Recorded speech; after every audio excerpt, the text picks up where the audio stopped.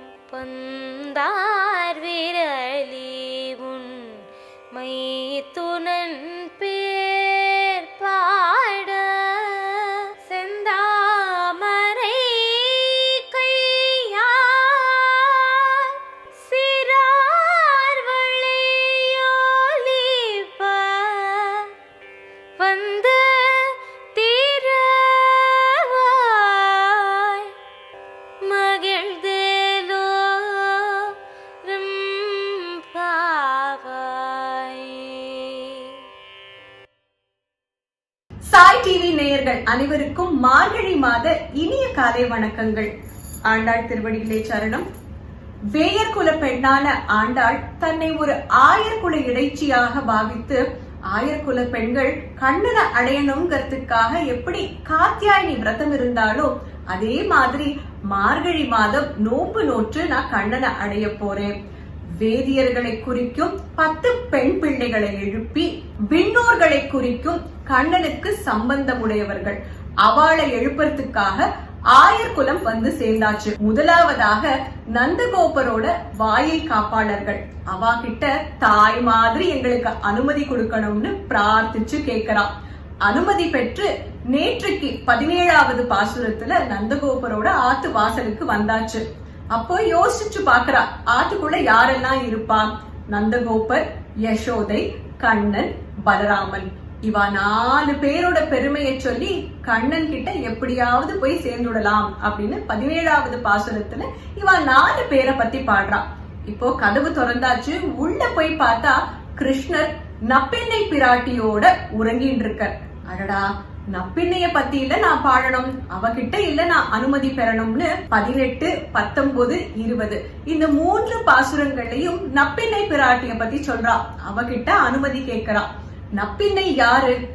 கண்ணன் எதுக்காக நப்பிண்ணையோட உறங்கின்னு இருக்கார் அத நம்ம வியாக்கியானத்துல அனுபவிக்க போறோம். முதல்ல இன்றைய பாசுரமான 18வது பாசுரம் உந்து மத களிற்றன். இந்த பாசுரத்தை வாசிக்க கத்துண்டு அதுக்கு அப்புறமாக வியாக்கியானத்தை அனுபவிக்கலாம். உந்து மத களிற்றன் ஓடாத தோள்வலியன் உந்து மத களிற்றன் ஓடாத தோள்வலியன்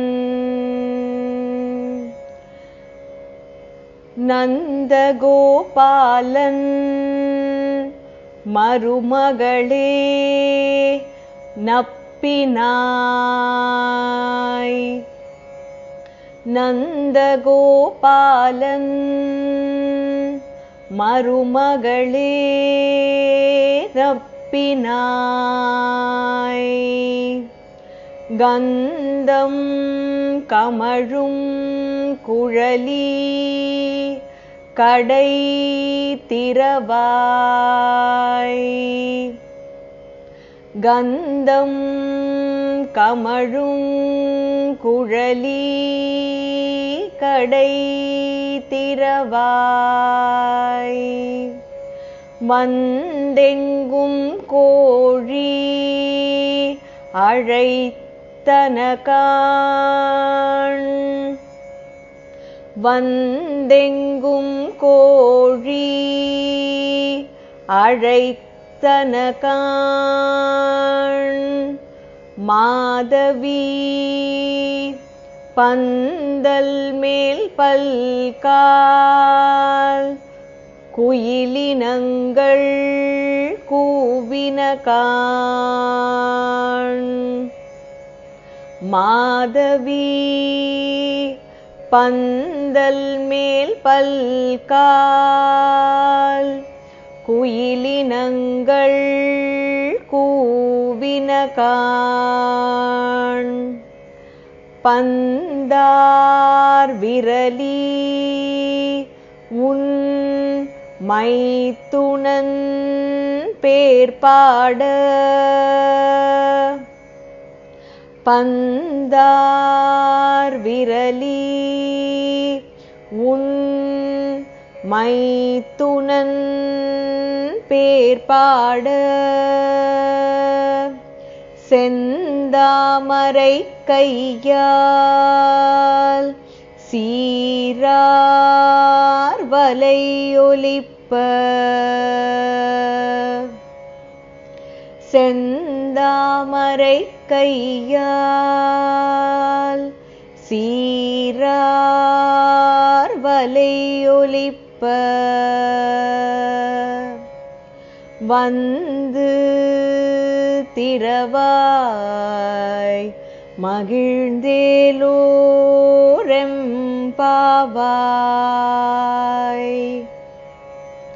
வந்து திறவாய் மகிழ்ந்தேலோரெம்பாவாய்.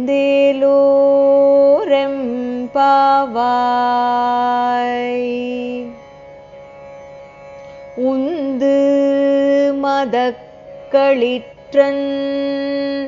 ஓடாத தோள்வலியன்.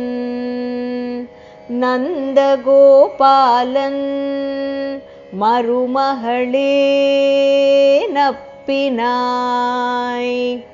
கந்தம் கமழும் குழலி கடை திறவாய். வந்தெங்கும் கோழி அழைத்தனகான். மாதவி பந்தல் மேல் பல்கால் குயிலினங்கள் கூவினகான். பந்தார் விரலி உன் மைத்துனன் பேர்பாட. செந்தாமரை கையால் சீரார் வளையொலிப்ப. வந்து திறவாய் மகிழ்ந்தேலோரெம்பாவாய்.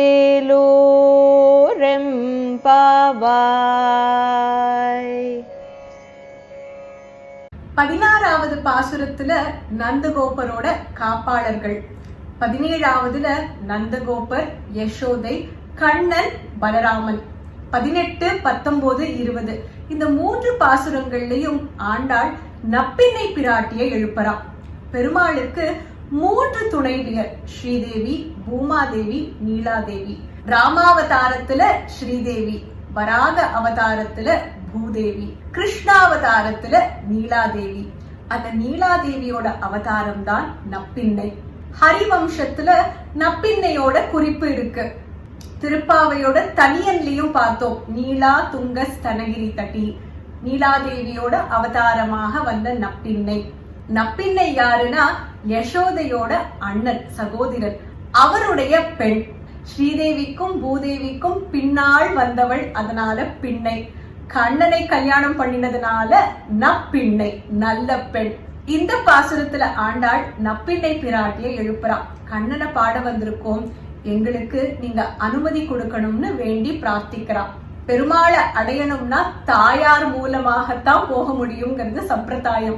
அதனாலதான் பெருமாள் கோவில்ல முதல்ல தாயாரை சேவிச்சுட்டு அதுக்கப்புறமாக பெருமாளை சேவிப்போம். தாயாருக்கு அப்படி ஒரு தயை. நம்ம தாயார் கிட்ட போகும்போது தாயார் தயையோட நம்மள பாப்பாளாம். அடுத்ததாக பெருமாள் கிட்ட தானே போக போறோம், அதனால பெருமாள் கிட்ட சொல்லுவாளாம், உங்களை தேடிட்டு ஒரு பக்தன் வரான், அவனுக்கு என்ன வேணுமோ அதை அனுகிரகம் பண்ணுவோன்னு ஒரு ரெக்கமெண்டேஷன் மாதிரி பண்ணுவாளாம். அதனால பெருமாளை அடையணும்னா தாயார் மூலமாகத்தான் அடைய முடியுங்கிறது சம்பிரதாயம். அந்த சம்பிரதாயம் பிரகாரம் ஆண்டாள் இந்த பாசுரத்துல நப்பிண்ணை பிராட்டியை எழுப்புறா. எப்படி எழுப்புறான்னு பார்க்கலாம். உந்து மதக்களிற்றன் ஓடாத தோள் வலியன் நந்தகோபாலன் மருமகளே நப்பின்னாய். 17வது பாசுரத்துல அம்பரமே தண்ணீரே சோரே அரஞ்செய்யும் எம்பெருமான் நந்தகோபாலா அப்படின்னு நந்தகோபரோட அறம், அந்த குணாதிசயத்தை எடுத்து சொன்னான்.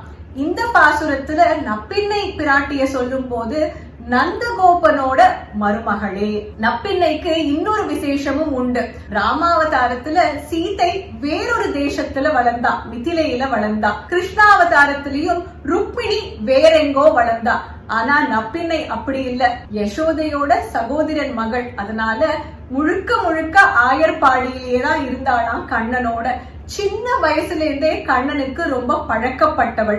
7 ரிஷபங்களை அடக்கி கண்ணன் நப்பிண்ணைய மனம் முடிச்சார். சின்ன வயசுல இருந்தே கோகுலத்துல வளர்ந்ததுனால நப்பிண்ணைக்கு கும்பன் மகன்னு சொல்றதை விட நந்தகோபனோட மருமகள்னு சொல்லிக்கிறதுலதான் ஒரு பெருமை. ஏன் ராமாயணத்துல ஹனுமன் சீதைய அசோகவனத்துல சந்திச்ச போது உங்களை பத்தி சொல்லுங்கோளேன்னு பணிஞ்சு கேட்டாராம். அப்ப சீதை தொடங்கும் போதே தசரதனின் மருமகளான நான் அப்படின்னு தான் ஆரம்பிச்சாளாம். ஒரு பெண்ணுக்கு இன்னாரோட மனைவி, இன்னாரோட மருமகள்னு சொல்றதுலதான் பெருமை. அதனால நந்தகோபன் மருமகளே நப்பின்னான். எந்த மாதிரியான நந்தகோபர்? உந்து மதக்களிற்றன் ஓடாத தோள்வலியன். உந்து மதக்களிற்றன், யானை படைய கொண்டிருந்தாரா நந்தகோபர். நந்தகோபரும் வைஷ்யர். அவருக்கு எதுக்காக யானை படைனா, நந்தகோபரும் வசுதேவரும் நண்பர்கள். வசுதேவர் கிட்ட யானைகள் உண்டு. வசுதேவர் கிட்ட யானை இருந்தா அது நந்தகோபர் கிட்ட இருந்தா மாதிரிதான். அதனாலதான் ஆண்டாள் பெருமாளை கல்யாணம் பண்ணிக்கிற மாதிரி கனவு கண்ட போது வாரணமாயிரம் சூழ வலம் வந்து 1000 யானைகள் வந்தது அப்படின்னு கனவு காண்றா. உந்து மதக்களிற்றன். இதுக்கு இன்னொரு வியாக்கியானமும் சொல்லுவா. நந்தகோபருக்கு வலிமை, யானை பலம் இருந்ததாம். அதனால உந்து மதக்களிற்றன், ஓடாத தோள்வலியன். எதிரிகளை எதிர்க்கணும்னா ஒரு க்ஷணம் கூட ஆயர்குலவாசிகள் யோசிக்க மாட்டா. அதுவும் கண்ணனுக்கு ஒண்ணுனா போட்டத போட்டபடி நிறுத்திட்டும் கண்ணனை ரட்சிக்கிறதுக்காக புறப்பட்டு போவாளாம்.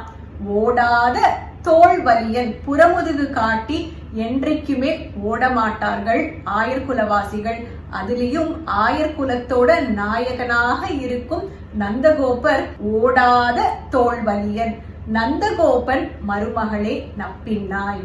இப்போ இன்னாரோட மருமகள்னு சொல்லியாச்சு, நந்தகோபரோட பெருமையும் சொல்லியாச்சு. அடுத்தது நப்பிண்ணை பிராட்டிய பத்தி சொல்ல வேண்டாமா? கந்தம் கமழும் குழலி. நப்பிண்ணை பிராட்டியோட கூந்தல்ல இருந்து நறுமணம் வீசறதா. 7வது பாசுரத்துல ஆயர்குல இடைச்சியருக்கு வாச நறுங்குழல்னு பார்த்தோமே.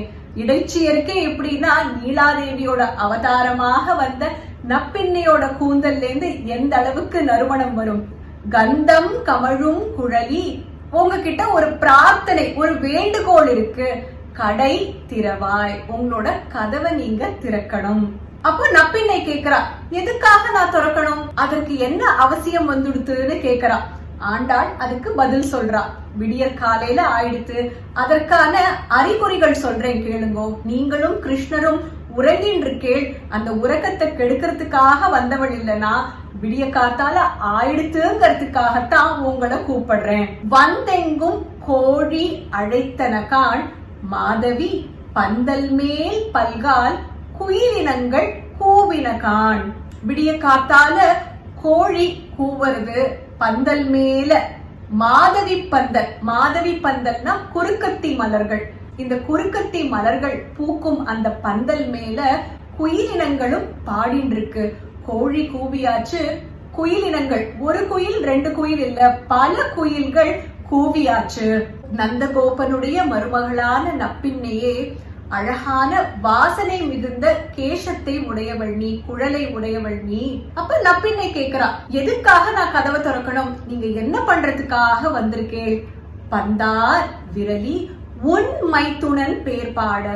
நேற்றுக்கு இரவு நீயும் கண்ணனும் பூப்பந்து வச்சு விளையாடினேன் இல்லையா?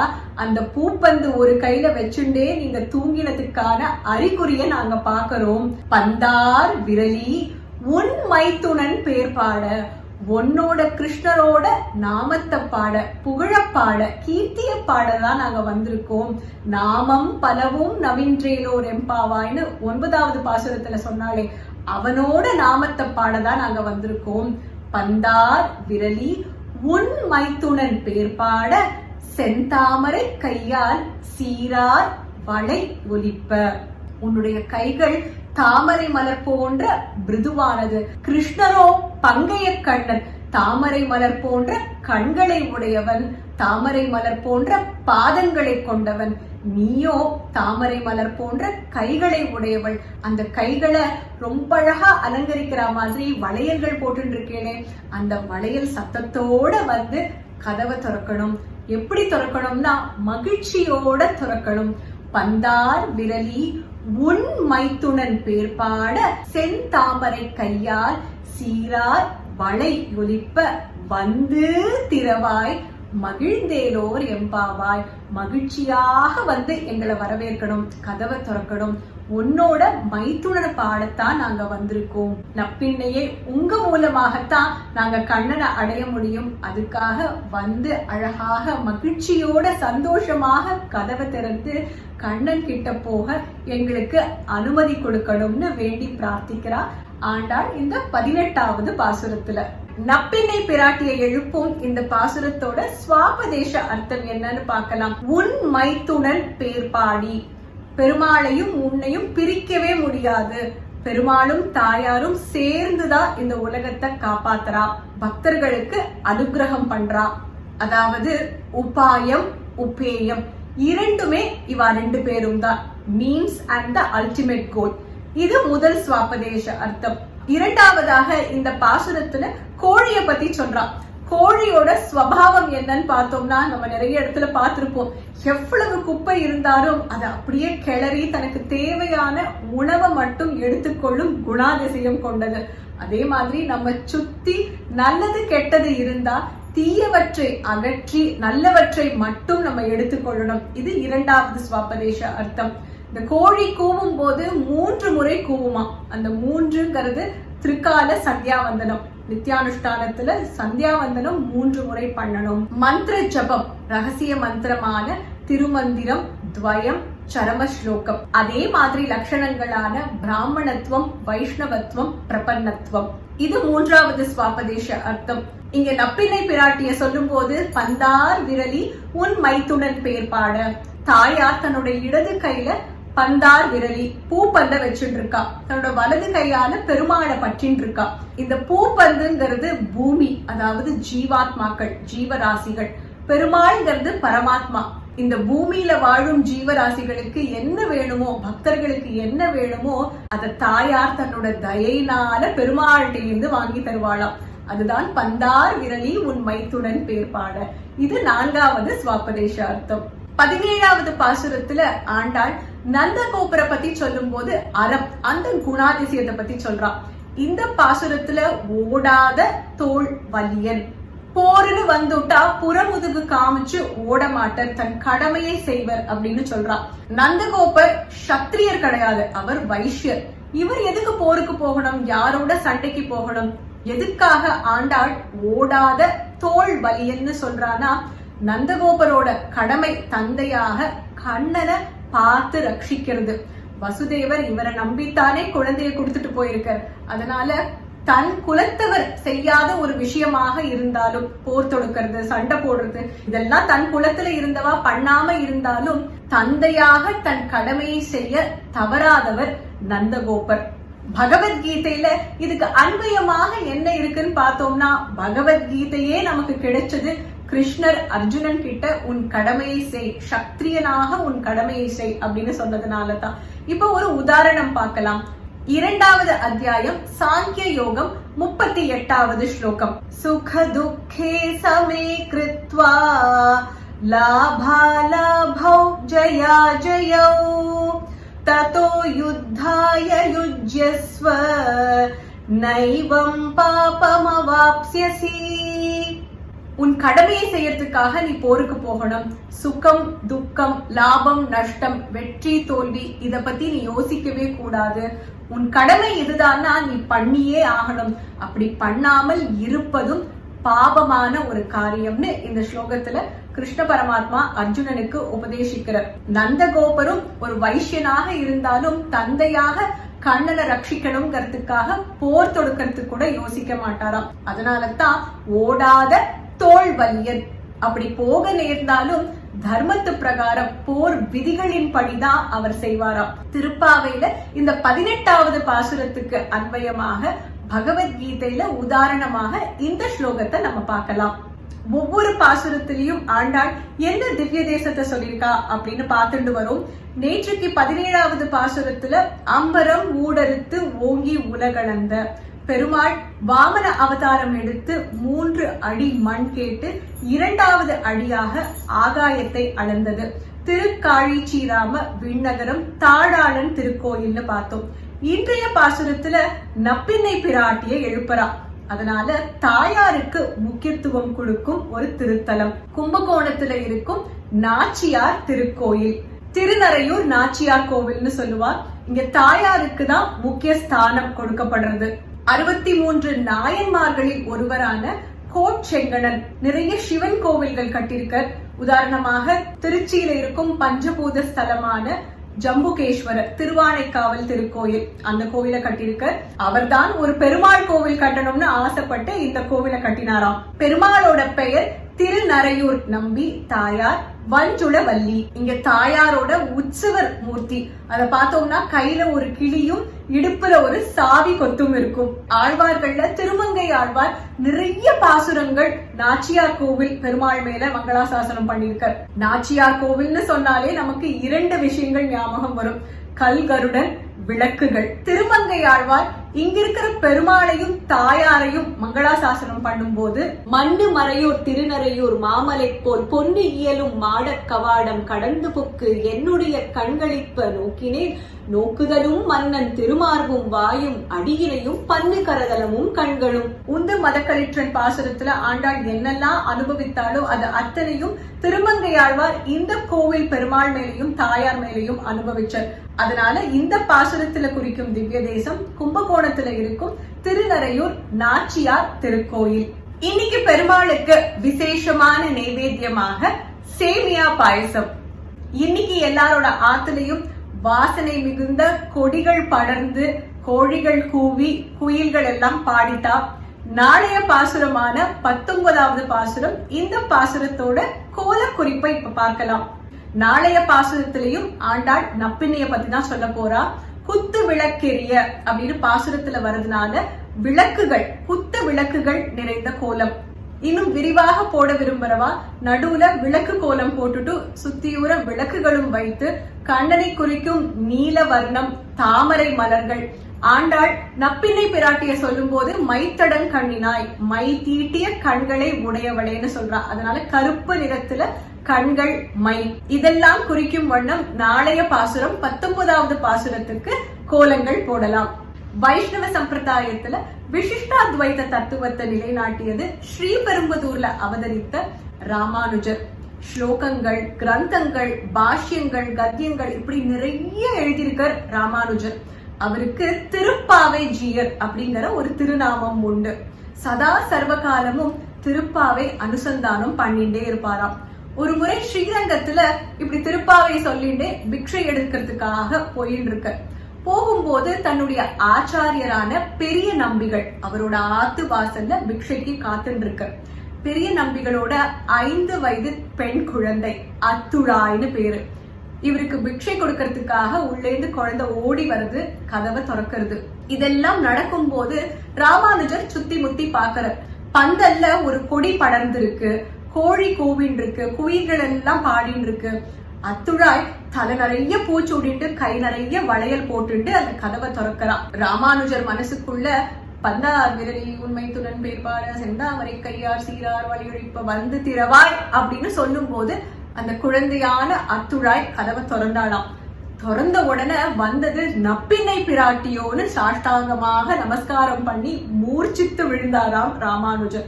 பயந்த குழந்தை அப்பா பெரிய நம்பிகள் கிட்ட ஓடி போய் சொல்றதாம், அப்பா ராமானுஜர் என் கால்ல சடால்னு விழுந்து மூர்ச்சையாகி விழுந்துட்டர்னு பயந்து போய் சொல்ல, ஓ உந்து மத கழிற்றன் அனுபவமோ அப்படின்னு அவர் சொன்னாராம். அவருக்கு தெரிஞ்சிருக்கு இந்த 18வது பாசுரத்தை இவர் சொல்லிட்டு வந்திருக்க அத்துழாய நப்பின்னைன்னு நினைச்சு அதிர்ச்சியில நமஸ்காரம் பண்ணி மூர்ச்சையாயிருக்காருன்னு. அவருக்கு இது எப்படி தெரியும்னா அவரோட ஆச்சாரியனான ஆளவந்தானுக்கும் இதே அனுபவம் தான். அதனாலதான் ராமானுஜரை திருப்பாவை ஜீயர்னு சொல்லுவா. வைஷ்ணவர்கள் இந்த பாசுரம் 18வது பாசுரத்தை 2 முறை சேவிப்பா. ஒரு தடவை ஆண்டாளுக்காக, 2வது முறை ஆச்சாரியரான ராமானுஜருக்காக. நாளைக்கு 19வது பாசுரத்துல விடியற்காலை சந்திக்கலாம். ஆண்டாள் திருவடிகளே சரணம். சர்வம் கிருஷ்ணார்ப்பணமஸ்து. மார்கழி மாதம்னாலே வண்ண வண்ண கோலங்கள், அதுவும் இந்த மார்கழி மாதம் விதவிதமான பாசுர கோலங்கள். நம்ம நிகழ்ச்சி பார்த்து குறிப்புகள் கேட்டு நீங்க பாசுர கோலங்கள் போட்டிருந்தா அந்த கோலங்களை எங்களோட பகிர்ந்துக்கலாம் வாட்ஸ்அப் மூலமாக. 9884466986 நம்பர் மறுபடியும் சொல்றேன், 9884466986. சிறந்த கோலங்கள் தேர்ந்தெடுக்கப்பட்டு நம்ம நிகழ்ச்சியில மார்கழி மாத கடைசியில ஒளிபரப்பப்படும். நீங்க போடும் பாசுர கோலங்களும் இந்த நிகழ்ச்சியில வர ஒரு அருமையான வாய்ப்பு. சாய் டிவி நிகழ்ச்சிகள் உங்களுக்கு பிடிச்சிருக்கா? லைக் பண்ணுங்க, ஷேர் பண்ணுங்க, கமெண்ட் பண்ணுங்க, சப்ஸ்கிரைப் பண்ணுங்க. பக்கத்துல இருக்கிற பெல் சிம்பலை பிரஸ் பண்ணுங்க.